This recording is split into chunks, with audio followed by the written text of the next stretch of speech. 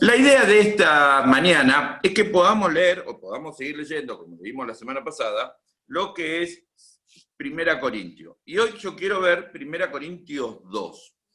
Si yo tenía que poner un título, un nombre, una referencia a este mensaje o reflexión, era ¿de quién depende nuestra fe?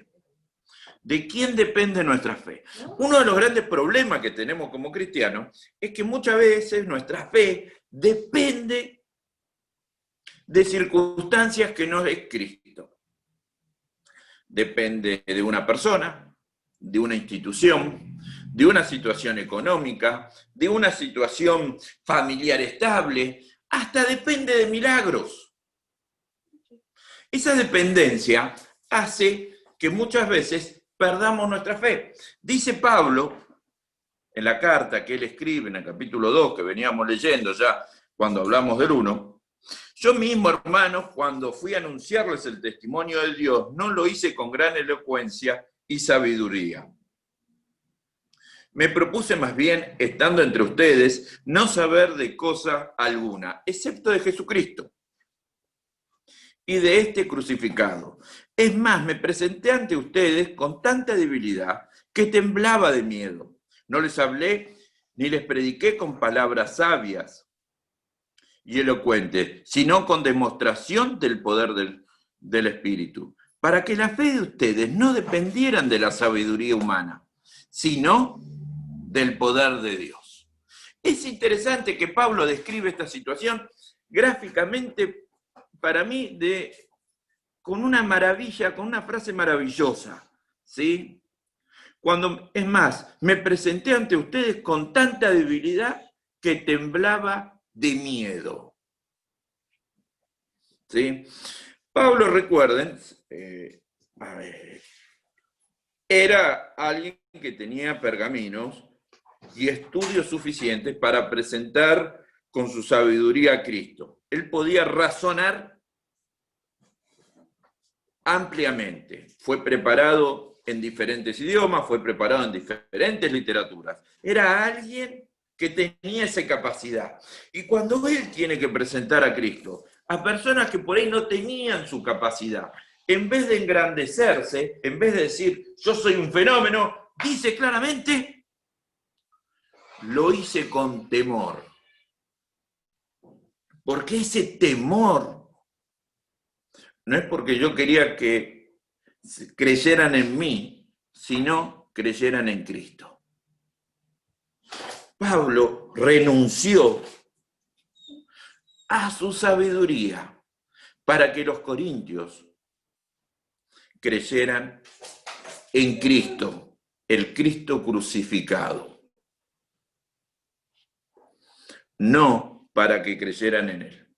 Es interesante pensar cuántas veces nosotros nos quedamos admirados por la elocuencia de un predicador, por los milagros de un predicador, por la estructura de una iglesia, y eso es lo que nos impacta. Cuando mi fe se basa en esas cosas exteriores y no en Cristo, es una fe débil, es una fe limitada. ¿Por qué es una fe limitada? Porque es una fe que no está basada en el Cristo, es lo que viene en Cristo.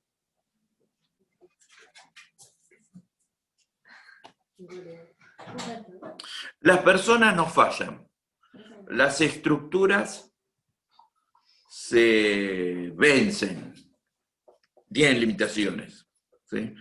Los milagros a veces no suceden, ¿sí? Dios tiene un plan para esos milagros.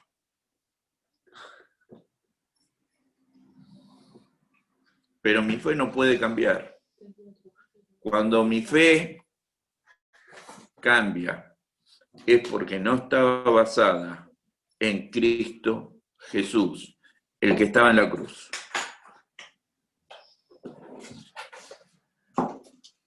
Duele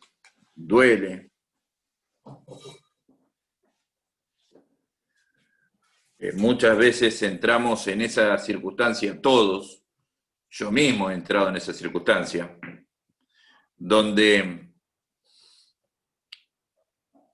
me encontré que mis vaivenes espirituales no tenían que ver con situaciones de crecimiento, sino por situaciones de que me habían hecho algo, o porque yo había basado mi experiencia o mi fe en algo.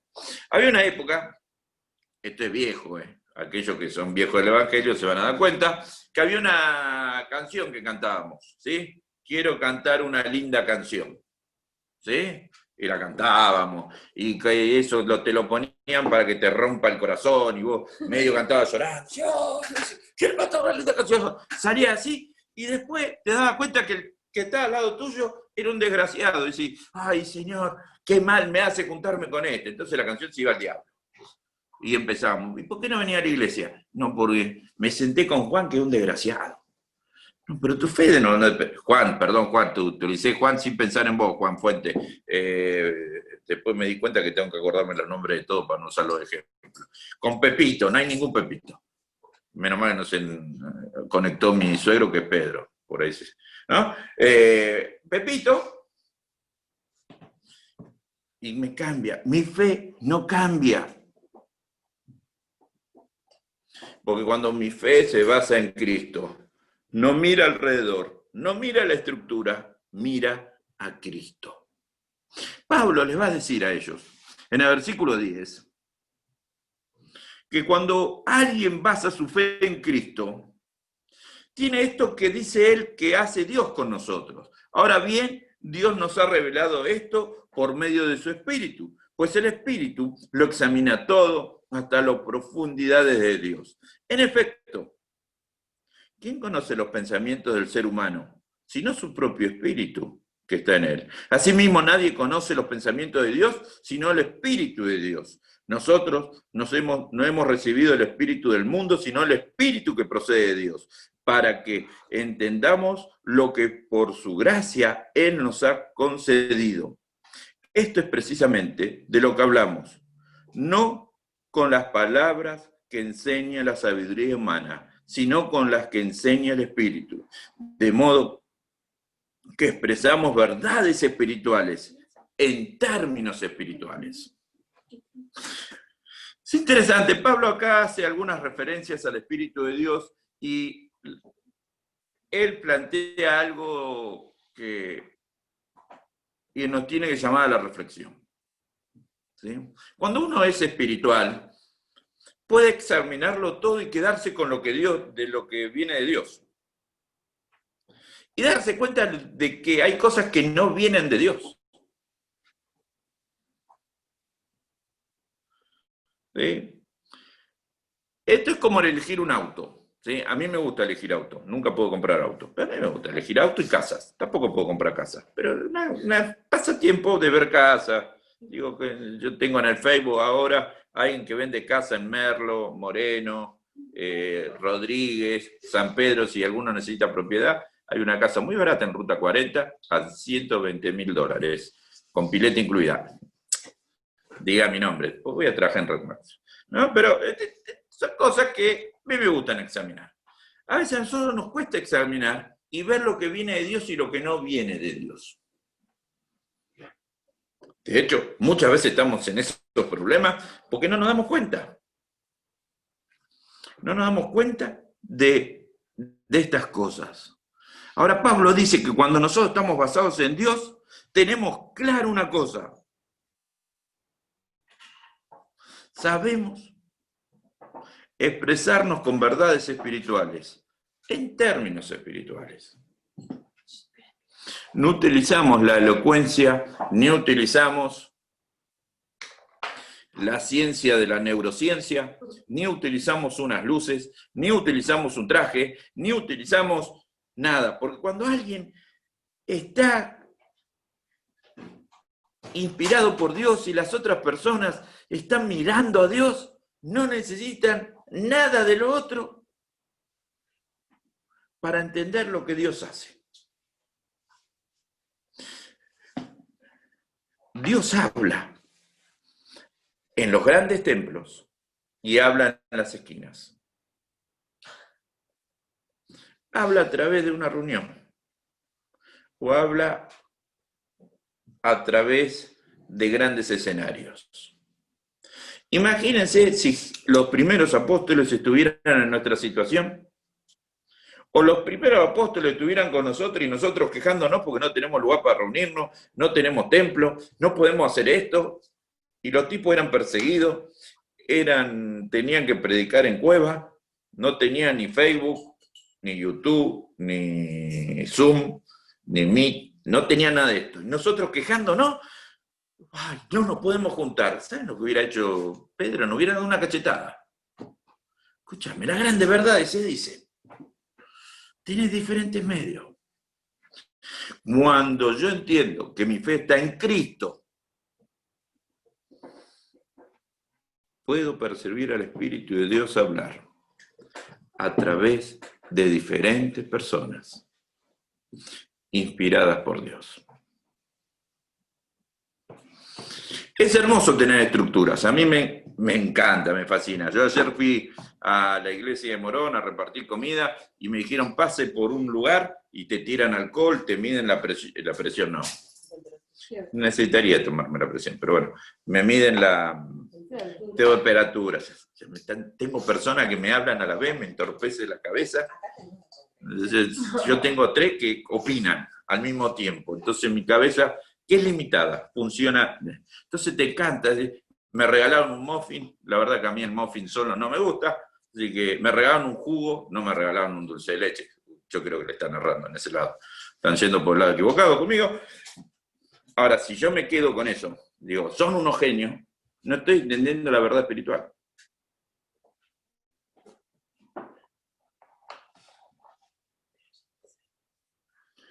A veces, cuando yo baso mi fe en Cristo Jesús, puedo entender otras cosas. Puedo comprender otras cosas. De hecho, Pablo lo dice en el 14. El que no tiene el Espíritu no acepta lo que procede del Espíritu de Dios.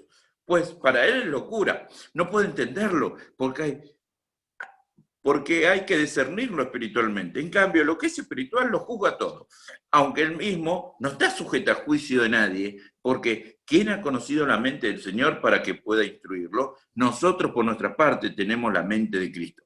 Hago una aclaración. Pablo acá utiliza la palabra juzgar, que es mal entendida entre los cristianos. Nosotros creemos que tenemos el derecho de juzgar a la gente, de opinar. Eso es lo que muchas veces hacen los suegros, ¿no? Las suegras. Se juntan con la hija o el hijo, hablan mal de otro hijo, ¿no? Eso, bueno, lo podemos hacer. No dice eso. No somos jueces. Lo que dice es claramente que podemos diferenciar, ¿no?, lo que viene de Dios y lo que no viene de Dios. A veces con la excusa que es locura, y yo lo entiendo eso, hacemos locura. ¿Sí? No, porque la fe en Cristo es locura, entonces vamos a hacer esto, vamos a romper monolitos del Gauchito Gil por la calle. ¿Sí? O de la Virgen María. Porque es locura, lo podemos hacer. No, eso es locura, no es locura cristiana. Hagamos la diferencia. Hay locura de hombre y está la locura del Evangelio. Que la locura del Evangelio, ¿saben cuál es? Perdonar al que te hace daño. Eso es locura. La locura del Evangelio es tratar de llevarse bien con la gente. La locura del Evangelio es que te puedan decir vos sos un tonto, porque no haces nada, porque confías en Dios. Eso es locura. Las otras locuras son de hombres y hay que discernirlas, diferenciarlas, porque nuestra mente tiene que ser como la de Cristo.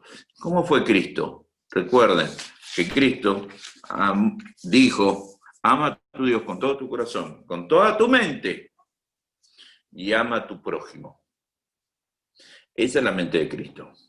Estando en una cruz, siendo crucificado, siendo juzgado inmerecidamente, siendo torturado por nosotros, pudo decir, perdonan a los padres, no saben lo que hacen. Esa es la mente de Cristo. Cuando yo mi cabeza está puesta en Dios y veo a Dios y me fijo en Dios, se tiene que transformar algo en mí. Es verdad que hay situaciones difíciles. Si ustedes me preguntan, hay situaciones complejas. Situaciones complejas familiarmente, situaciones complejas económicamente. Yo, la verdad, yo no veo un puente de salida. Cada día estoy más cerca de vender a uno de mis hijos, porque mis riñones no andan bien. Estoy eligiendo. A cualquiera que se me llama hijo, padre, entra también en la bolsa, en ese combo que voy a ofrecer, tipo Esperancita, ¿no?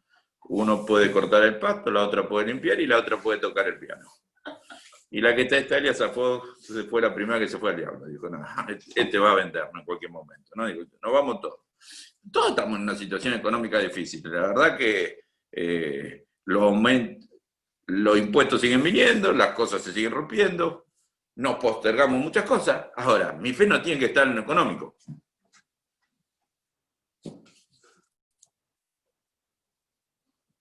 Todo discutimos en nuestra familia. Hay días que uno quiere estar con todos los que están en su casa y disfrutar un tiempo familiar, y hay días que le gustaría que el arrebatamiento haya venido y se lo haya llevado a todos y quedarse uno acá. Que vayan ellos al cielo, yo me quedo acá. No tengo problema, no lo va a comer nadie. Suele pasar. Hay días que nos gustaría que nuestros jefes sean arrebatados. Bueno, yo tengo uno o que sea arrebatado, llevado a donde sea, pero no importa. Yo bueno, acepto la jubilación. Pero bueno, no, de él o mía, no sé, estamos viendo entre los dos. Prefiero la mía para no laburar más. Pero bueno, todos tenemos esto. Sí, sigo el ejemplo de Víctor. Todos tenemos esta situación. Todos. Ahora, la mente de Cristo hace que yo pueda perdonar, pueda seguir adelante. Y yo sé que estamos pasando situaciones difíciles. Todos. Pero la verdad, no pongamos la mirada en hombres, ni instituciones, ni en partidos políticos. Pongamos la mirada en Cristo. Yo antes de dejarle que ustedes hagan preguntas, si quieren hacer preguntas, además de cortar la grabación, siempre cortamos esta parte, para que las preguntas sean más, porque pueden ser preguntas de 1 Corintios, pueden ser preguntas de cualquier cosa. Tratamos que yo no contesto la de 1 Corintios, contesto la de cualquier cosa. La verdad, a mí, en este tiempo de pandemia, de dificultades, y que yo estuve pensando en mi persona primeramente, ¿en dónde estoy poniendo la fe? ¿En dónde puse la fe? Los pastores, que somos todos muy inspirados por Dios muchas veces, y a veces no somos inspirados para nada por Dios, fallamos, nos equivocamos, tomamos malas decisiones. Las iglesias toman malas decisiones. Los políticos, los empresarios, la familia toman malas decisiones. Nos afectan. La realidad es esa. No podemos ir ni para adelante ni para atrás a veces. Entonces tenemos que empezar a mirar a Cristo. El único que no nos falla es Cristo. Los pastores fallamos. Miren, el martes a mí me invitaron la gente de Morón. Me invitó a una charla pastoral, ¿no? Los pastores de Morón querían hablar con algunos pastores conocidos de ellos, ¿no? Yo los miraba a los que estaban ahí y le saqué la edad a todos, más o menos, ¿no? Son sub 60. No, yo iba a hacer algunos par de chistes, me la reservé. Alguna cosa dije, sí, algo dije, tiré algún palito, como, che, alguna cosa que me acordé que estoy grabando y no puedo decirla. Yo miraba y no miraba un viejito que tuvo coronavirus. Yo no sé si estaba mejor antes o quedó así después del coronavirus. Yo lo conozco de antes. Antes no estaba muy bien. Para ahí el coronavirus lo reavivó. Y el viejito que... no me acuerdo el nombre porque lo único que decía era iPhone. Ya no nos llevamos bien porque tiene iPhone puesto. Dije, este es un tipo de sabiduría. No decía Samsung, es un iPhone. El tipo dice, bueno, yo no puedo hacer mucho. Yo voy a orar por ustedes para que tengan la mente de Cristo. Nos partió al medio todo, porque todo, cuando hablan, se juntan 7 pastores, todos son más grandes que el otro, ¿no? ¿Cuántos miembros tenés? 200, vos, 300, vos, y si cuento a los que van a venir, los que van a tener hijos, los que se puedan, tengo 800, ¿no? Conozco una lista que hice así hace poco. Tengo 800. Yo espero tener la mente de Cristo. Tipo de 70 años. Que, la verdad, yo me quedé pensando después de la reunión. Digo, ¿qué esperaría yo como pastor de los miembros de, si tuviera iglesia, de una iglesia, o de las personas que les predico? Que sean como Cristo, que tengan la mente de Cristo.